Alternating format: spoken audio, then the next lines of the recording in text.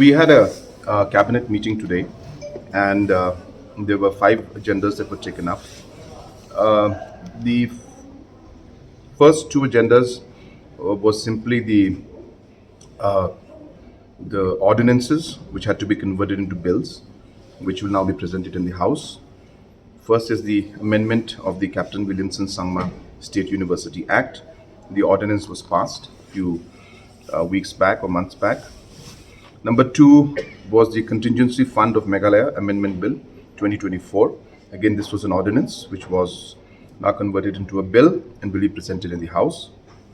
The third agenda was basically a proposal to amend the Retired Judges Secretarial Assistance and Domestic Help Rules 2013.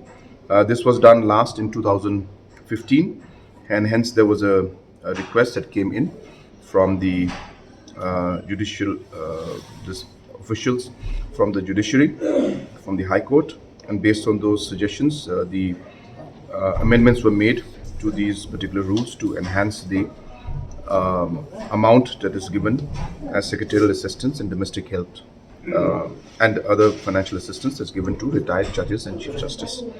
The fourth was again a amendment to the allowances recommended by the Second National Judicial Pay Commission as directed by the Honorable Supreme Court. So these are directions given by Supreme Court that certain benefits to judicial magistrates and other judiciary officers in the state, the benefits that are given should be at the level of national level, and this particular direction has been given by Honorable Supreme Court. So as per the directions of Supreme Court, we are going ahead with those amendments. The last decision was to clear the bill for the Meghalaya State Investment Promotion and Facilitation Bill 2024. In the crux, this is basically going to lead to creation of authority, which we're calling the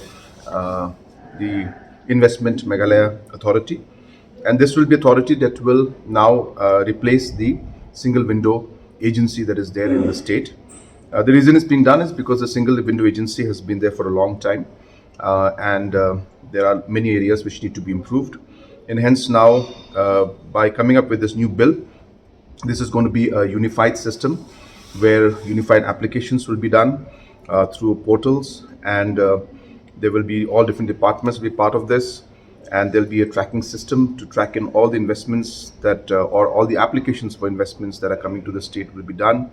There's been different categorization based on the amount of investment, and so the smaller investments of below 1 crore will be cleared by a committee headed by Deputy Commissioner, and any investment between 1 and 10 crores will be cleared by a committee headed by the Chief Secretary, and any committee and any investment more than 10 crores will be sent to the IMA authority, which is headed by Chief Minister.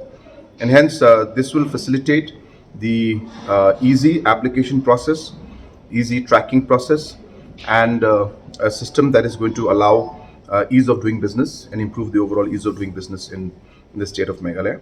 So this particular bill was approved by the cabinet, and this will be placed in the House for approval. Yes, the single window agency will be replaced by the Investment Meghalaya Agency, the IMA.